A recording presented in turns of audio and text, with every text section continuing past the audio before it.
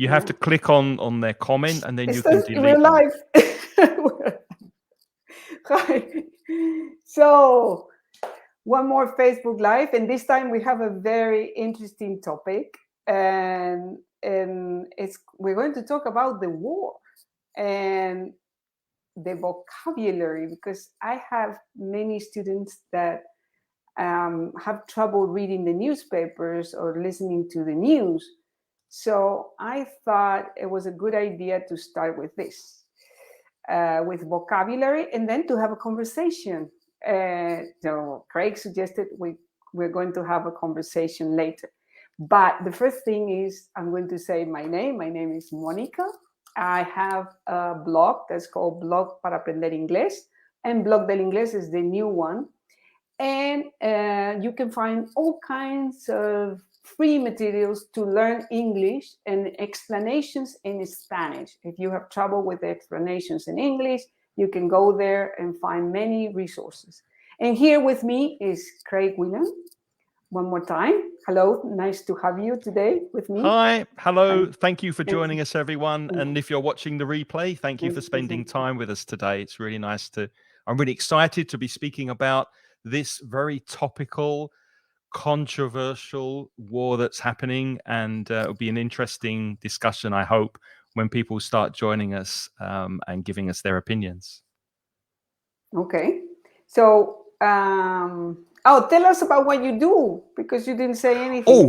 Yes. Yes. I think, Hema and Heidi, hello, they know what I do. I write material for mansioningles.com, which is a website where you can learn English for free. And we also have a podcast that is at inglespodcast.com and wherever you find your podcasts.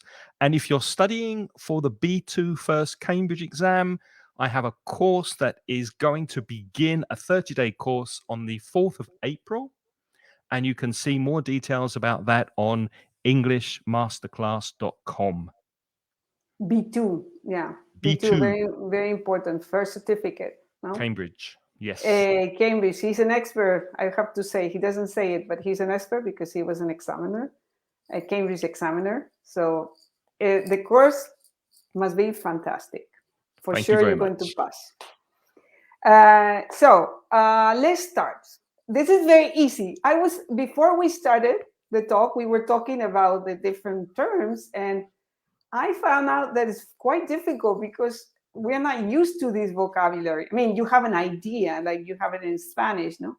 You have an idea about the vocabulary, but you don't know deeply the meaning of these words until you don't use them and look for the definition. No? And the first one I saw, because the vocabulary we're going to talk today about is from the news. I did not go to a dictionary or a list of military words, no, because this is, for me, outdated.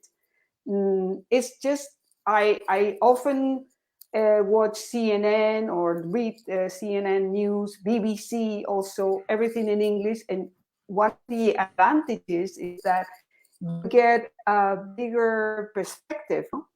I think that's important to sorry to interrupt, but I think it's really important to emphasize that probably if you're watching this, you're learning English, there's a good chance you're watching your news in your language. And we have a lot of Spanish speakers watching. It's a really good idea from time to time, or maybe regularly, to listen to English news. And then you'll need some of these words because they're very common at the moment in the news about the war.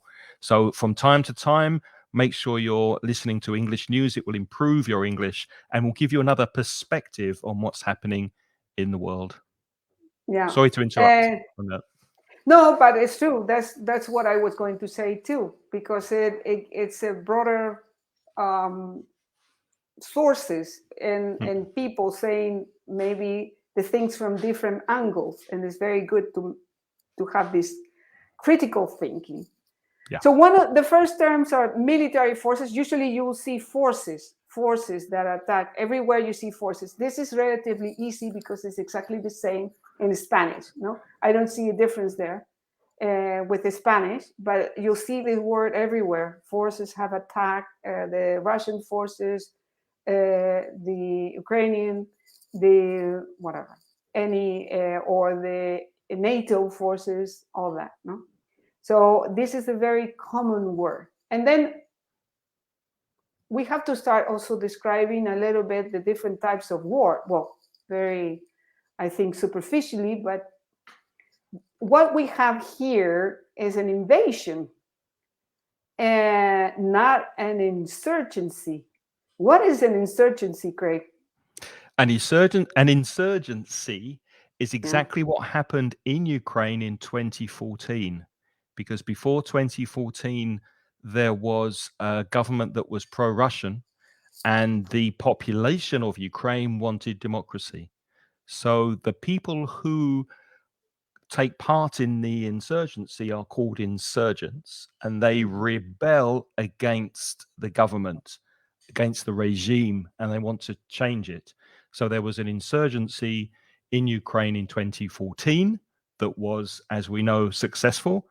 And you often hear insurgents when speaking about problems in Syria, Iran, Iraq. So insurgency are people who are revolting or fighting against the government because they want to change it. It's very similar to rebels or rebellion. Yeah, this is interesting term, revolting against the government, no? And it's the same in Spanish. It's actually a Latin term. I suppose it's Latin, this. And so it's very easy to understand. Mm-hmm. And, well, other kinds of war, Cold War. The Cold War is a period of time when you study history, no? After the Second World War, it started a period of what's called the Cold War. So it was a war that was not hot. So it was just, I think the definition could be something like that I don't go into a war, but I don't do it only because I don't want to hurt anybody. And so I'm going to keep threatening both parts, both civilizations, I would say, Western and the Western and the Eastern civilizations opposed each other, and they were just showing their claws, their teeth, you know, saying, we're not going to go into a war, but it's a Cold War, no? Mm-hmm. I don't know. You have a better definition. No, you've explained it very well. And if you think of Russia and America having the Cold War when the Iron Curtain was down. Iron Curtain, they were against each other, but there was no fighting. But the Cold War got quite hot in 1962 when the Russians wanted to put missiles, nuclear missiles in Cuba. In Cuba, and suddenly the Cold War was getting really, really hot, and luckily nothing happened, and it returned to being a Cold War. Just want to say that Hema says that she follows BBC News.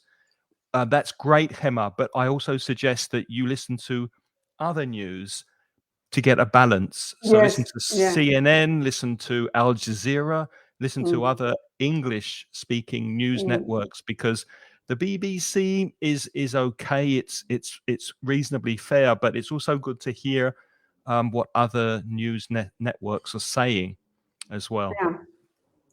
So, and the last one we have here is a religious war. Well, there are many other types of wars, but I just took 4 examples that there are different types of war. Religious war are going on always, no? Especially Muslims. Since Bible times, since biblical times, unfortunately, we have, it's non-stop. Religious wars are everywhere.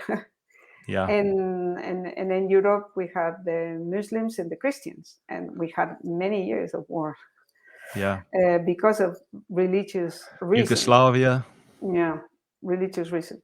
Then we'll talk about weapons, and here I must admit that I don't have too much idea of the different types of weapons. Luckily, I know. I wanted to say something about weapons. The pronunciation of weapons is weapons, not weapons. A lot of people pronounce weapons. I understand. I completely understand that, because they ask me, and why is it meat and not weapons? And why is it sometimes it's E and sometimes it's A? And I don't have an answer for that. I really don't have Me an neither. answer. You have We're to. sorry. I'm very sorry. I Yeah. feel responsible because I'm British, but I don't know why the pronunciation's so difficult. There's another word for weapons, and that's arms. Like your arm, Yeah. the plural of arms, which is similar if you're a Spanish speaker. Spanish is very easy, but weapons is the Armas. Germanic term, and it's, I think, much more used than arms because it's Germanic and conversation. But think about types of weapons. Could be a machine gun. A machine gun is ametralladora in Spanish. No, this is a machine gun. Also, there are different types of machine guns. I was looking and I don't know the spectrum, the range of machine guns, but there are different types of machine guns.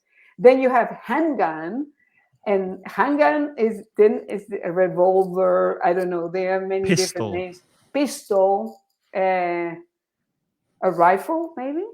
A handgun? Rifle is not a handgun because you need two hands to fire it. It's long. Ah, okay. So there's a difference between long and short. Yeah, rifle, shotgun is used for hunting birds in the countryside, and rifle is long, and a machine gun is also long, but it's long, semi-automatic, so it fires many bullets at once. At the same time, yeah. And then we have artillery, and I would like you to explain what artillery is. The same word in Spanish, comes from Latin, because probably the Romans were the first one that started, well, the first one.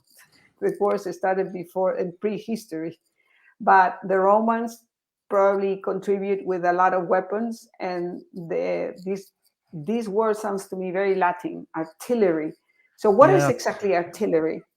It's heavy arms or heavy weapons. For example, mortars that fire, they're kind of grenades, and you can fire them a very long way.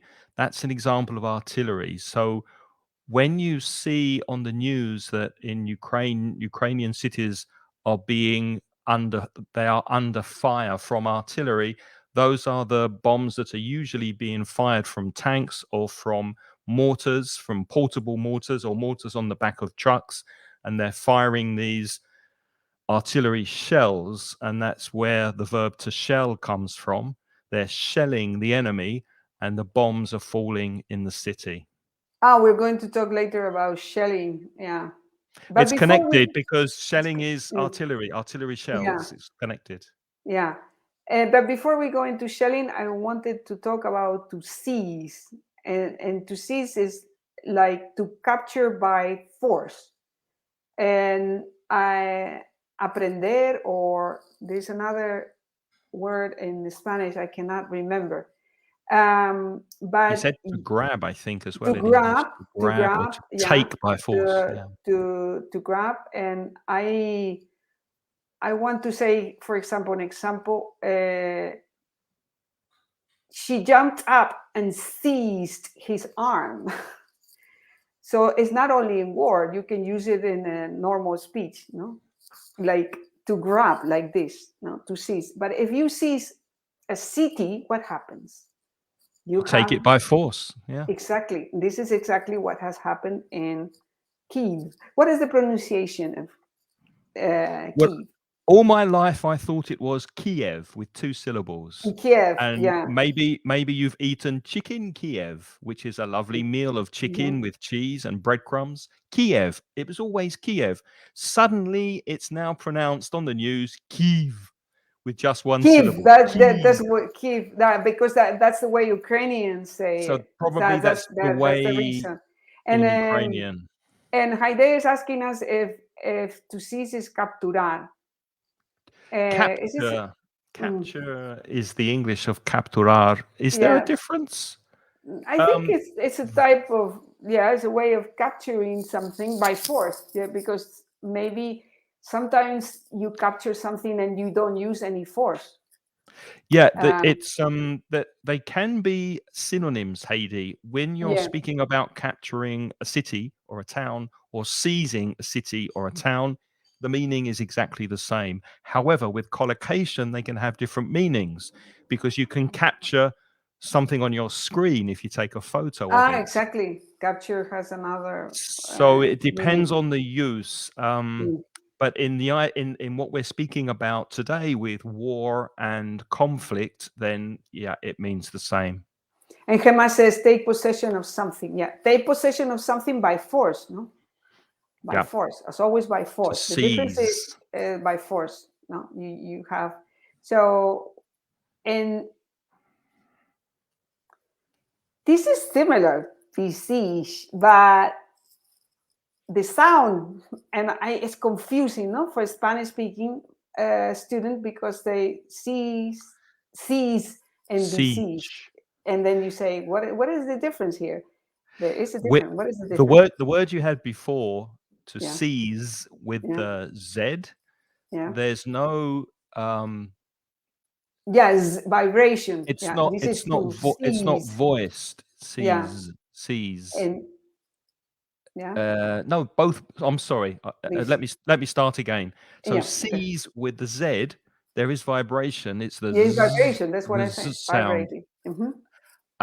Like buzz, for example, B-U-Z, double Z. The noise that a bee makes is buzz. To seize. With siege, it's the J, like judge or January or June. It's that J sound, which is a different consonant sound. So it's the consonant sound that changes. Seize and siege. They sound different, but also they mean something different. Besiege is sitiar, cercar. So when you surround a city, for example, with military forces, and the people cannot go in or go out. And this is the case of, I think, is what is the pronunciation again of that? Mariupol, the city, a city in Ukraine, is besieged. Has been besieged, and is still besieged, I think. It is, yes, it is still. You can also say under siege. That's a common collocation. So Mariupol is currently under siege. Under siege, yeah. And by the Russians. Cercar or acosar, yeah. Exactly. In this case, it's cercar. So, or sitiar, also another.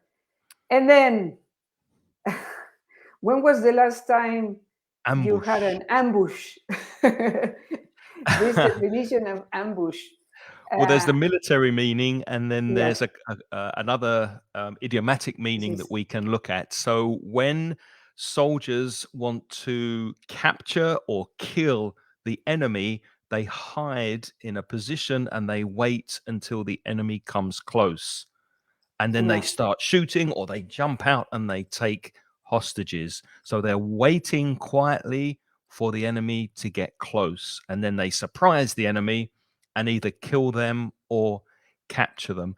But you can use that idiomatically. For example, if you go to a meeting, or you in a situation with friends, and they start asking you questions that you didn't expect, you can say, I was ambushed by these surprising questions. I didn't expect to hear what they said. So you can ambush someone in conversation by saying something surprising. So the meaning is very similar, but no one gets killed. It's exactly the same in Spanish, and I'll say the word in Spanish because some people still probably don't know what exactly the meaning is. It's emboscada.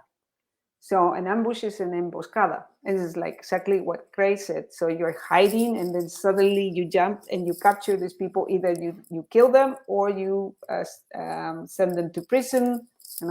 So, but the fact is that the people who are captured don't see you. Okay, they don't see you coming. So this is very typical in wars. No? Yeah, because they are hiding behind a wall or something. It's tactics of a war. And then we have missile or missile strike or attack. And this has been, we just checked that missile, the pronunciation with I, is British. And missile, I did not know that. As Monica said, there are two pronunciations, missile or missile.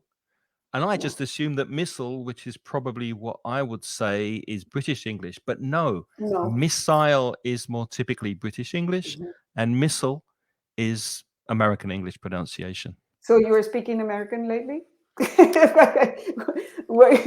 I'm a victim of the news, I think. Yes, I've been watching too much CNN in American English. And your English starts to change because you don't live in the UK. So you start just listening different English. Also, with some words, it doesn't really matter. People understand you if you say missile or missile, so it doesn't really matter. Well, and to strike is to hit suddenly. You can strike somebody on the face. So if it's a missile strike, then the place is being struck by bombs and missiles, being attacked. So it's strike, struck, struck. It's irregular. Yes, and this is what has been happening in Kiev. Kiev has been happening in Kiev in the last days, no? Yeah. Lots of missile strikes. Yeah. Every day, I think they have that, or no? Collocations here: to hit, to attack, or to be under attack. There are many cities in Ukraine under attack. Okay, attack also active verb, to attack, or to hit. Hit is a very good verb, because I like these verbs that don't really conjugate, because it's hit, and so you're always correct. Doesn't matter. So, for example, the bomb hit the target, no, and it has in this case in Spanish will be la bomba dio con el objetivo, no? It's like golpeó o llegó, or many other verbs. Hit is also pegar, no? To hit some. Yeah. But in this case, when we're talking about bombs and missile attacks, to hit is dar con algo, no? To hit. You can also have the collocation, a direct hit, and that's something you might hear in the news. There has been a direct hit on a hospital, or a direct like this happened in Mariupol. I am very confused, because that's not English. The problem is Ukrainian, and then this is the way they pronounce it in English, and in Spanish they pronounce it in a completely different way. But what's interesting is that I knew really nothing about Ukraine before the war, and now I feel like I have a good idea of the geography, not only of Ukraine, but the area, and also the names of the cities in Ukraine. Yes. And I had no idea before about this area. I'll say hello to Carlos that just joined. Hi, Carlos. Thanks for joining. And hi, Marcela. Marcela, too. Marcela joined some minutes ago. And then you have an airstrike, an air assault. We could not think of the difference of these.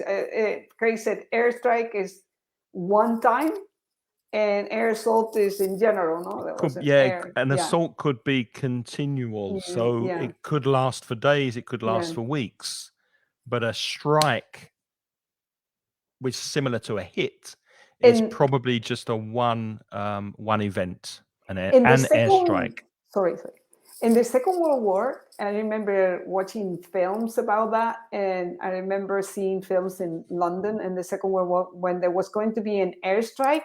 The alarms went off, and there was this and everybody were running. They were sirens, sirenas. The sirens went off, and the people went to hide in the cellars, no? The shelters. The shelters, special shelters. No? So they had already built shelters. And that connects to the next word as well, because they used to hide in air raid shelters, because it was called like that. Air raid shelters, because the raid was the bombing of the city by the enemy. I remember when I was a kid that there was an insecticide that was called Raid, and it still exists. We have one here. It still exists. Yeah. But I remember the commercial they used to sell this insecticide, and it was several flies, like cartoons, like very evil, attacking, somebody, and then suddenly raid came and you sprayed, and all the flies were dead in 1 minute. And this is exactly what a raid is. It's usually, the funny thing is that is an attack. I need an adjective there. It's a special kind of attack that, wait a minute, is a surprise attack by a small force. A surprise, that's what I was going to say. Surprise attack by a small force. That's a raid. And not only an insecticide. The children raided the sweet drawer or the biscuit tin. They raided it. They dived in and they ate all the biscuits. Then it's a regular verb. A raid is a noun, no? Yeah. And raid and is a verb. Yeah, it's also a verb. Gemma said she also remembers it. The air raid good. sirens. So you're same generation. I remember this commercial because I always remember this. Exactly, raid. I also remember it, raid. So then the difference here, to bomb, you're going to read these two words, bomb and bombardment. Yeah, bomb. This is for you. The second B is silent, so you don't hear the second B. It's bomb. B-O. Just think B-O-M. Bomb. Yeah, that's the pronunciation. Bomb. And bombardment, the noun, is the continual bombing or shelling of a place. So you might hear on the news that your city in Ukraine was bombed by the Russians, or there was a bombardment during the night on Mariupol, for example. So, but I think also has to do with bomb is to bomb with a bomb, and bombardment can be other things like different kind of weapons. Yeah, that's what I read. No, there's the difference. Not exactly because you can say they have been bombarding. Though also sounds old. It sounds antique. This word. Bombardment. Well, also war is old now because wars don't exist. Have you noticed that nobody is at war anymore? It's a conflict now. Yeah, they use sometimes conflict. So we don't have wars anymore. We just have conflicts. It's not. Well, I don't know. I have heard the word war a lot, and nuclear war too. Nuclear war, yeah. New. Again, here's shelling. What is the origin of this word? Because shelling is similar to bombing or bombarding, no? Yeah, shelling, because we had the word before, artillery. So that collocates with artillery. So an artillery shell. Yeah. Bombs are often dropped by aeroplanes, and shelling is often projected or shot by artillery. So artillery shelling and bombing, they're kind of similar, but some come from the air. Usually bombs come from the air, and shells are fired by artillery units. Yeah, and then we have something, the Allies. The Allies, well, I think most people that went to secondary school know this. After the Second World War, or in the Second World War already, this terminology was very common because you had the Allies and what was the other one?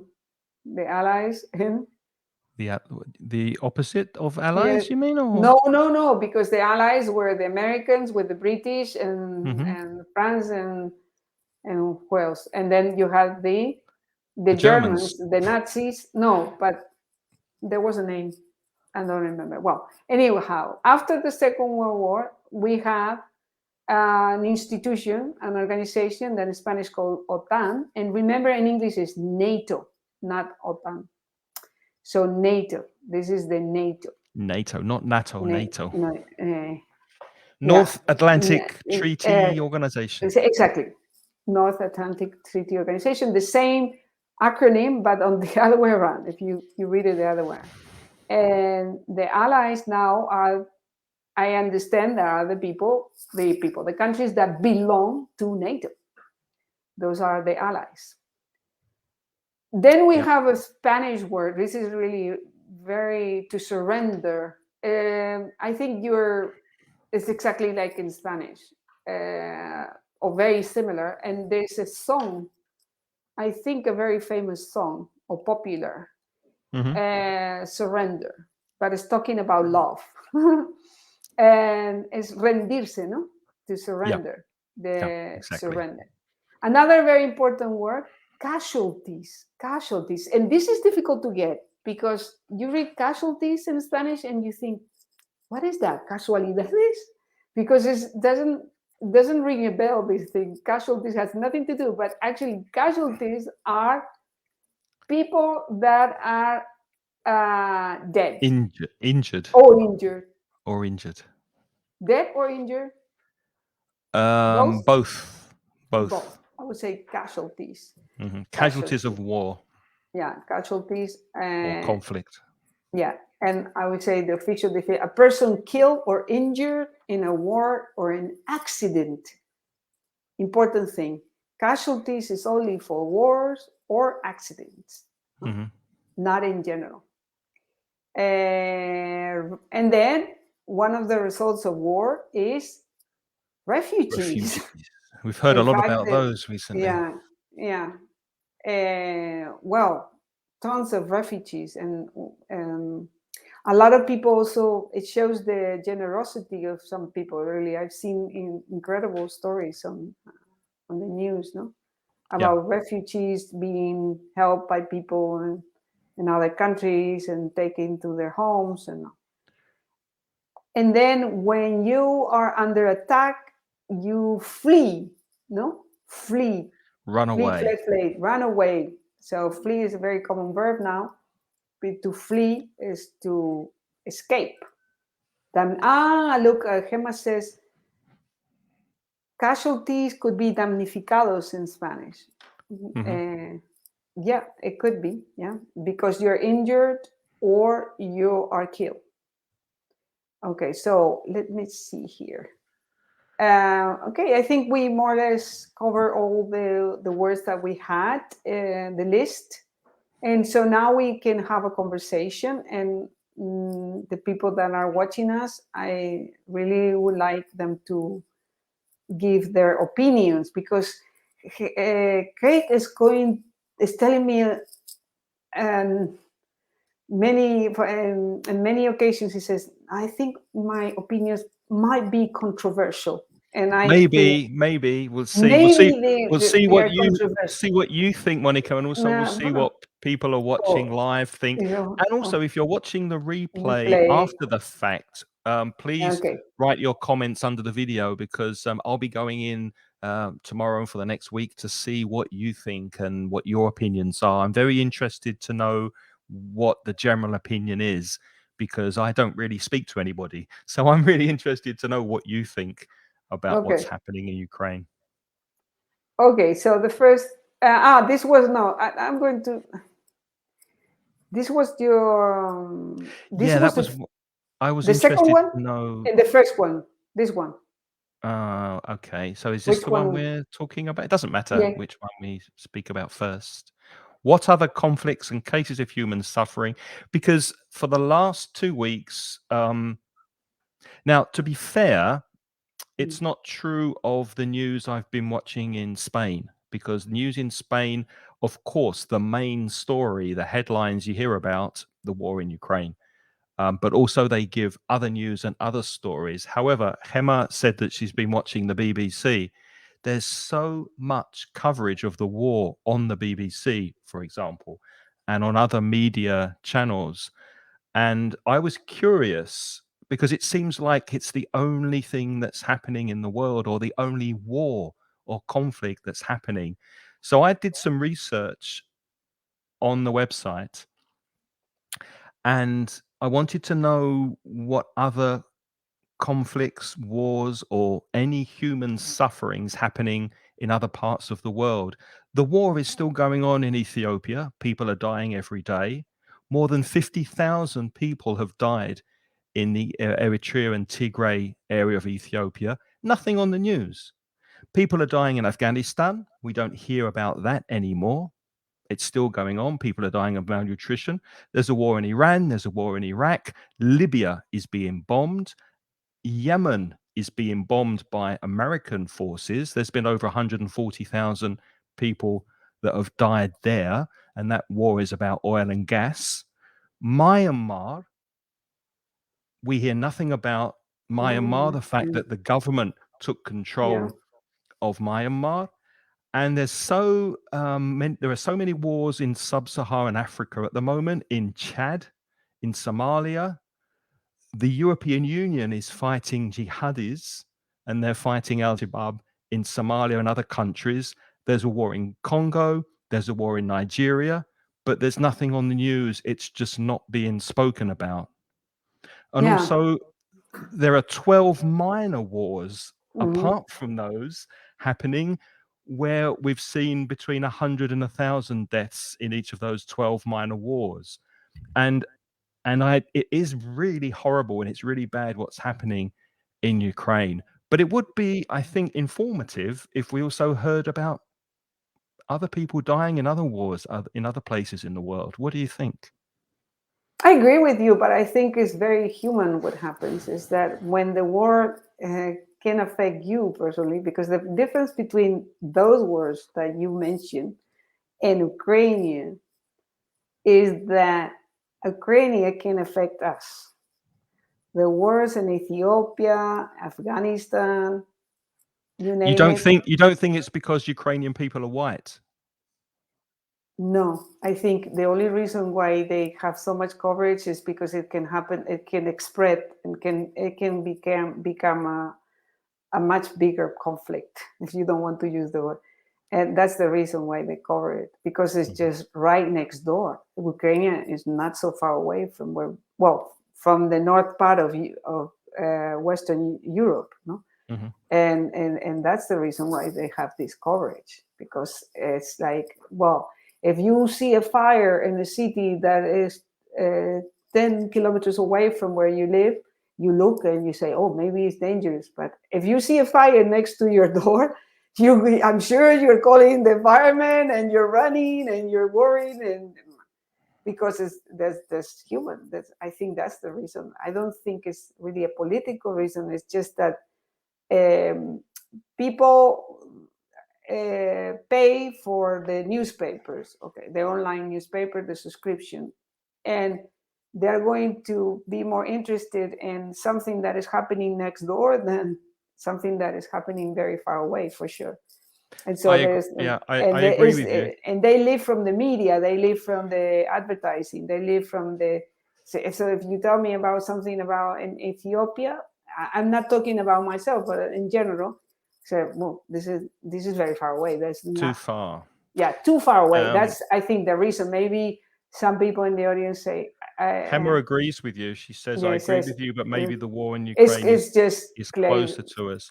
I think that's one reason. I agree. I think it is closer to us, but it's also because I think maybe we, as Europeans, we identify more with the Ukrainians because we see that they're living in Europe and their lifestyle is very similar to us, but that doesn't make them any less, or any. Yeah, but that doesn't make the other people any less human. No, absolutely, you're right. But that's the second reason why they give it more coverage, because it's not the same that something happens to your family, that something happens to somebody you don't know in another family. It's something like that. No? You identify with people that are similar to you. I think that might be the reason. Yeah. And that's the reason it's worrying more Europe. And then, okay, another question. Why are we not being told in the media about the root causes of the conflict? Well, let me ask you, and let me ask Gemma and Marcelo and Heidi, why did this war start? Why did Putin decide to invade? What's the reason? I mean, you hear on the news sometimes, oh, he's crazy, he's mad, he's a despot, he's like a Hitler. I heard him being compared to Hitler. Is that the reason? It could be. Maybe he is mad. But what do we know? What is the media telling us about why this happened in the first place? They're not telling us anything. There's no information about why Russia could want to do this. Yes, I agree with you. And in fact, my main source of information for this has been Twitter. Twitter is quite good for this because you get different, always to the unjust and absurd. Unjust means unfair. Yeah. Unfair. Okay. I was following a Twitter thread about journalists that made some summary about the war, and then I was reading the comments to this Twitter thread. Yeah. And then I found a video of 2015 by a professor in Chicago in the United States talking about this problem. And it's incredible because the video disappeared after one day, but I found it on YouTube. And he said that we shouldn't take Ukraine like something superficial, because it was key for Russia to keep this country as a buffer, like a kind of buffer between the Western Europe and Russia, no? You better explain what a buffer is. A buffer is in Spanish is un amortiguador, no? Like something to protect something. To protect. He says something like it was like a country like was a buffer, and that if you try to encourage them, because this is what the Western governments have been doing, the European Union, encourage them to join the NATO and join the European Union and all that, Russia is going to be pissed off. And this is exactly, and he said this in 2015, okay? And because they take this part, geographically, they are neighbors, and they take this part as something like that belongs to their sphere of power. So I suppose Putin felt the threat, and he said, okay, that's it, guys.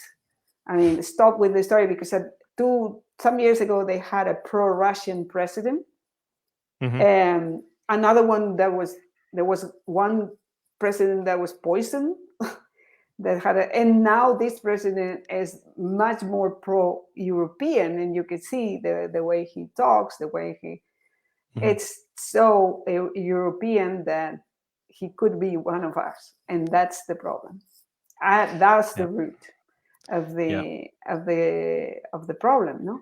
No, you're right. Agree? Do you agree? I do agree, but I think it's even deeper than that, because if you go back to when the Berlin Wall came down, which was, I think, was it 1989 or 1990? And America promised Russia that if they agreed that Germany would come together and they would unify Germany, that NATO wouldn't expand. NATO wouldn't go further towards Russia. But they didn't keep their promise. There was no treaty. It was just they promised them, and I think it's written down somewhere in a meeting that they had, that they wouldn't expand. But NATO's expanded with Romania, with Poland, with Lithuania, with the Baltic states. It's Europe's expanded, so it's not only militarily with NATO, but it's also economically with the European Union. And democracy's expanding. And maybe you think, well, that's okay, isn't it? Democracy is good. And it is, it's positive, but not if you're Putin. If you're Putin, you don't want that to happen. No, exactly. Imagine if there were missiles, like if Spain, suddenly there were missiles in Portugal or France, and they were that close to us, we wouldn't like it. No. And America didn't like it when Russia put missiles in Cuba. Exactly. There was nearly a nuclear war. So you kind of understand why he's so much against. I'm not making excuses for it, but I think that's not being said enough on the news. They're not explaining to us that history and why he's so frightened of NATO expanding. He doesn't want nuclear missiles on the Ukrainian border with Russia. Exactly. And that's why Zelensky said the other day that they might not be a part of the NATO. He already is thinking about that. So, and that's one of the reasons. So it's very so maybe Putin's maybe he's made his point. Maybe it's time for him to finish the war, because I hope so. Now NATO do understand that Ukraine can't be part of NATO because Russia doesn't want it. And I don't think China wants it either. And this brings me to critical thinking. This is very important. And that's why it's good to read also in English, not only in Spanish, no? Because for me, in my case, it was the video of this professor that really got me thinking and said, how come this guy said this thing in 2015 and there were only 3 professors saying these things, warning, say, be careful with them because this could be an issue, a very big issue if you go further with this. But nobody, of course, pays attention. They just I think it was 2015 when Russia took Crimea. Yeah, exactly. Probably because of that, he started saying that it was a very dangerous situation. But when Russia took Crimea, nobody really cared. So I suppose because there was something out there that is not really the capital, so it's not as important. I don't know. But the Crimeans who they were mainly Russian, so they wanted to be part of Russia. The difference is Ukraine now is it's an independent country with its own identity, and a lot of the people who live in the majority of Ukrainians don't want to be part of Russia. No, that's the difference. And that's also and also Crimea has Sebastopol, which is where the Russian Navy is based. So it's really important for them to have their navy on the Black Sea, which is in Crimea. So that is really important for them to have Crimea. So that's not going anywhere. That's going to be part of Russia, I think. Yeah. So I had more questions, but I think we get too philosophical here. How have wars changed over the course of history? Now the problem here is Have they changed? Really? No. Have they changed? I would like to ask this question. Will we have a third world war in Europe? Oh, God, I hope a third world war in Europe, all over the world. That's why it's called war. So, what do you think, Craig? I don't know. I think this is the most serious conflict war since the Second World War. There's no doubt that this is the most dangerous situation that Europe's been in since Hitler, for sure. Yeah. For sure. I mean, I hope there won't be. I think it could escalate out of control. For example, if some missiles went into Poland, or if Putin decided to do something stupid. It's very unstable at the moment. It's very, very unstable. Is that yours or mine? Yeah, this is a new phone number, so whoever is calling, I don't know because I didn't give it to anybody. It's mine, but I cannot stop it because it's a landline. It's not the mobile. Yeah, it stopped. Must be the telephone company that's calling me because it's the only one that knows the phone.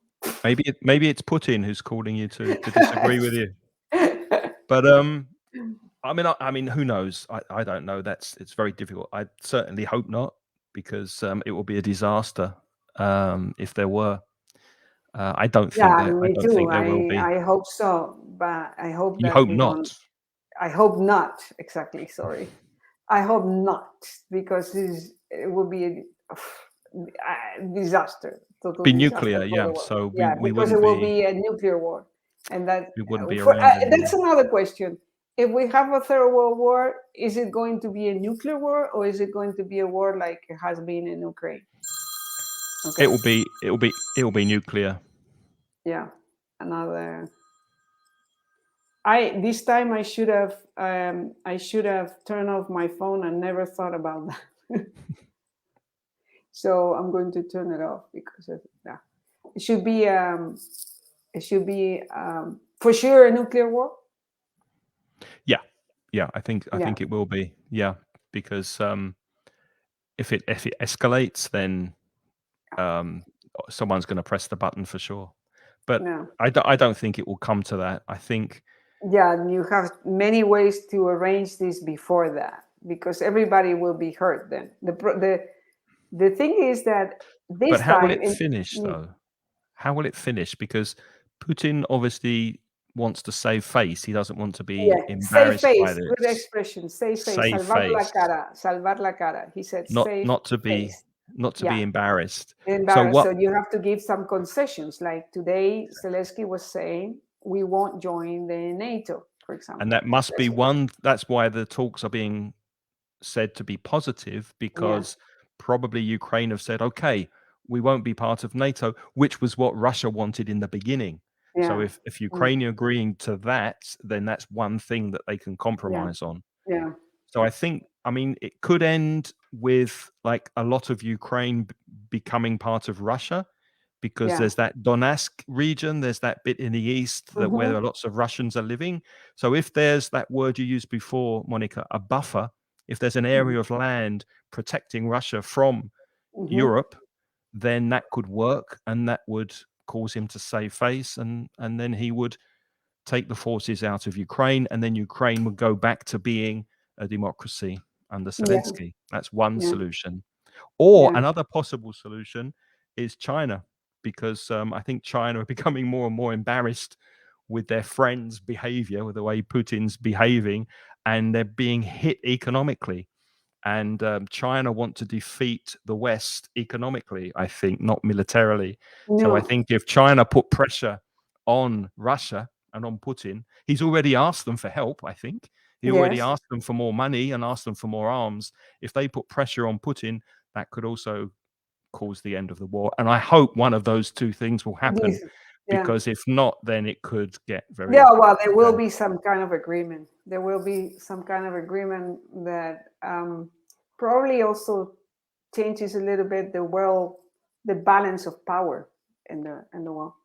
And probably is the beginning of the end of the dollar, because of all the restrictions that the oligarchs had with the dollar, the sanctions, and the Chinese could get hit by sanctions also with the dollar. So they might think next time we're going to get another currency, not the dollar. Maybe cryptocurrency. Cryptocurrency, yeah. It could be that. And also the balance, the balance of the world powers is different. It has shifted somehow, because we didn't know it was so important to be prepared to defend yourself. Well, now that China knows that the West are not, they will let a lot happen before they get involved in a conflict. So, for example, if China wanted to take control of Taiwan or the islands in the South China Sea that Japan claim as well, then they know that the West probably wouldn't interfere. Well, so that's something that China have learned from this conflict. Yeah. Okay, should we review our vocabulary? Yes. And say goodbye? Okay. So we talked today about military forces. It's quite easy to know because it's the same in Spanish, fuerzas militares. And different types of war. So to invade is the verb, or an invasion. Insurgency is similar to a rebellion, and insurgents are the people. We have the Cold War in between the Russia and the West for many years. Also religious wars, territorial wars, many different types of war. Then we talked about the word weapon. Remember, it's weapon, not weapon. And types of weapons for like machine guns, handgun, and artillery. To seize is to take control by force. So you can say that the enemy seized control of the city. They took control of the city. Or they besieged the city, which is different. That means cercar, no? So they put forces, military forces around the city. It's cercar or sitiar, besiege. To ambush is to wait and hide quietly and then surprise someone, sometimes by killing them or just capturing them and taking them prisoner. Okay, and then you have a missile or missile strike and a missile attack. Both pronunciations are correct, missile and missile. So, well, you all know what a missile is, I think. You see them on TV. It's very easy. It's the same word in Spanish. So you can be hit, a town or a city or a country can be hit with missile attacks. And to attack is the verb, to attack a city militarily, or the preposition to be under attack. And airstrike is, or an air assault is just the planes bombing the cities, no? And airstrike, we said that was like one time, and air assault is continuously having airstrikes. A raid. You can use raid to kill your cockroaches or your mosquitoes if you have raid at home. And a raid is a quick, short attack, usually by a small group of soldiers, to capture something or to take control of something. Then we have, this is very easy, because to bomb and bombardment. Bomb, remember, without the B, a silent letter. Bomb and bombardment. To bomb is to use a bomb to attack someone, and bombardment is more everywhere and different kinds of weapons. Shelling. Yeah, the verb is to shell, and the noun is also a shell. It's similar to a bomb. Usually, more often, bombs are dropped by aeroplane, and shells are shot by artillery, by mortars and tanks. And then you have allies. Allies are the group of countries that form part of the NATO, or OTAN in Spanish, NATO, North Atlantic Treaty Organization.